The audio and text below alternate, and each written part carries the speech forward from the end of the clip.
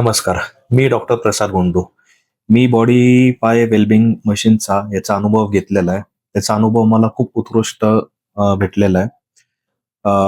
जे काय हात-पाय असे माझे ओढत होते, बसून-बसून, तासंतास बसून पेशंटला कन्सल्ट करणं, हात-पाय असे ओढणं. काही वेळा मला मेडिसिन घ्यावं लागायचं. पण मी याचा अनुभव घेतल्यानंतर एक 15 ते 20 मिनिटामध्ये माझे जे काही पेन्स होते आणि क्रॅम्प्स होते, ते पूर्णपणे निघून गेलेत.